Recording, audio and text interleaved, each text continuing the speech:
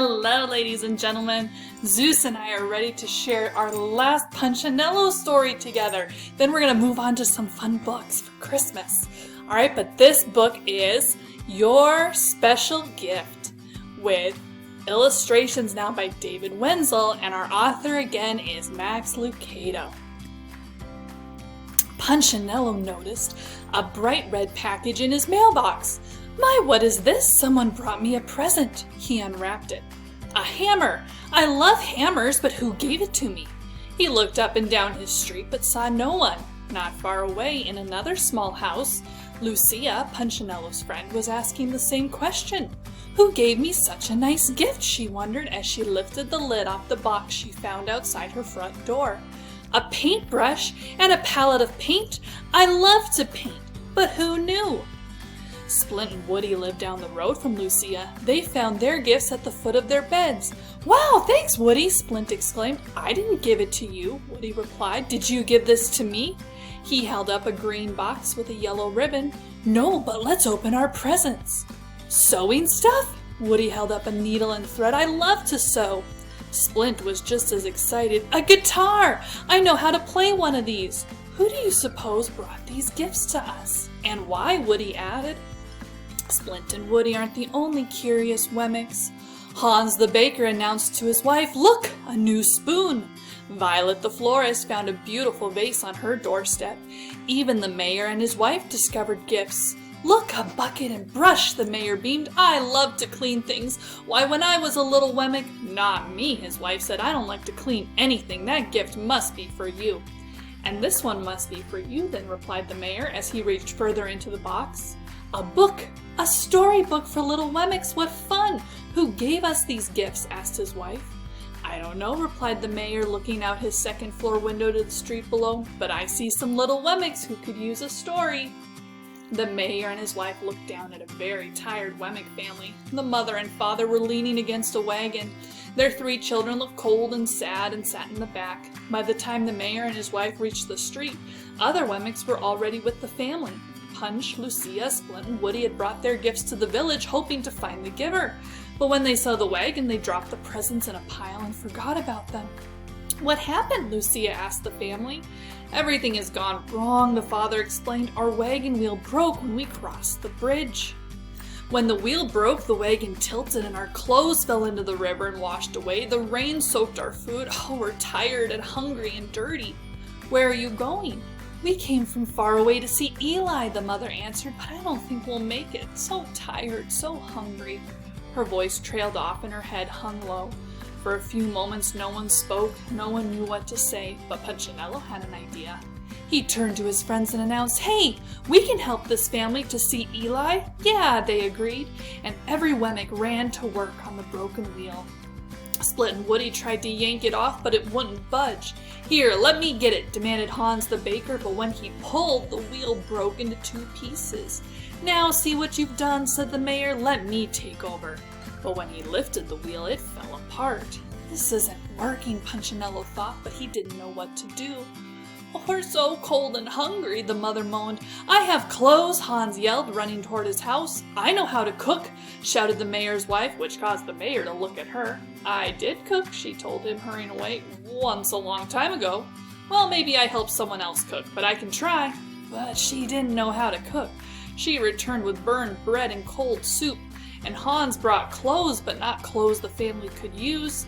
They were cut to fit his short and square body. "This isn't working," Punch said to himself, but he didn't know what to do. Neither did anyone else. The family still shivered and their tummies still growled. What's worse, the Wemmicks began to argue with each other. "Your food's not fit to eat," Splint told the mayor's wife, "and your wheel is no good for rolling," she replied.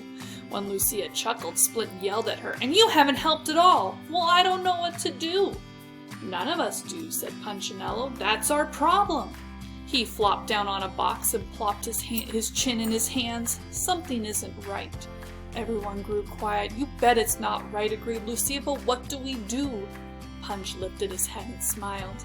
"I know. Let's go ask Eli." Everyone liked that idea, so together they walked up the hill to Eli's workshop. Punchinello knocked on the big wooden door. Eli opened it wearing his apron and warm smile. "Hello, friends."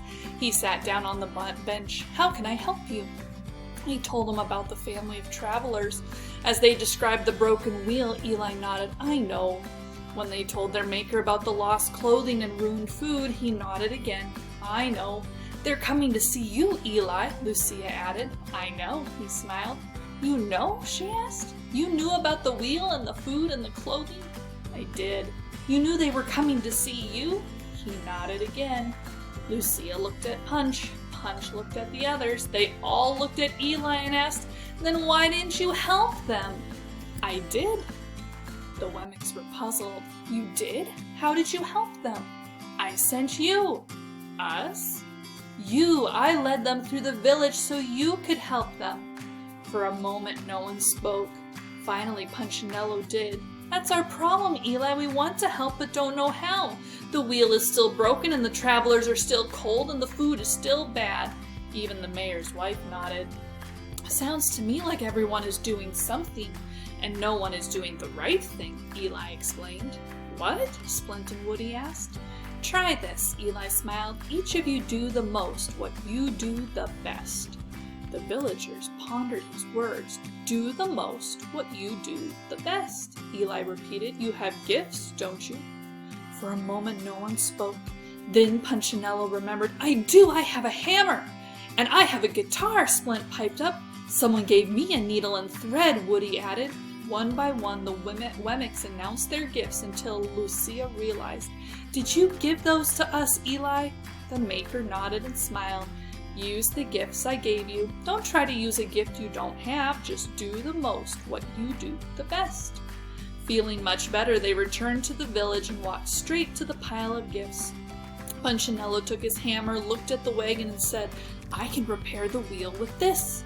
Woody took his needle and thread. "Time for me to make some clothes." Hans the baker cooked with his spoon. The mayor cleaned the wagon with his brush, and Lucia decorated it with her paint. After the baker fed the family and Woody finished sewing their new clothes, the mayor's wife read stories to the children and Splint sang them songs. Not for long, however, the family was so tired that they soon fell asleep. All the Wemmicks agreed to meet the next morning and take the travelers to Eli. As the sun rose, a group of happy Wemmicks led the wagon and the travelers up the hill. The birds sang and the Wemmicks smiled. When they reached Eli's house, he was glad to see them. "Looks like you made some progress." "We sure did, Eli," Punchinello smiled. "Thank you for the gifts. Know anyone else who needs help?" The end. Just do the most what you do best. Each of you has some special gifts that God has given you. And sometimes we want our gifts to be like what everyone else has, right? We want to be the musical one with the guitar. We want to be the artist with the paintbrush. But God has given each of us special gifts. So I'm not very good with a paintbrush. I might not be very good with a hammer, but there are still ways that I can be a helper. So I invite you to explore the amazing gifts that Jesus has given you, and especially as we enter the holiday season when we also like to give gifts, what are some ways that we can use our gifts that God has given us to be a gift to others? So thank you for joining us for all of these stories about Punchinello, and we're going to get started with some other fun books in the weeks to come as we get ready for the fun Christmas season. Have a great rest of your day, and I will see you next time. All right, say bye, Zeus.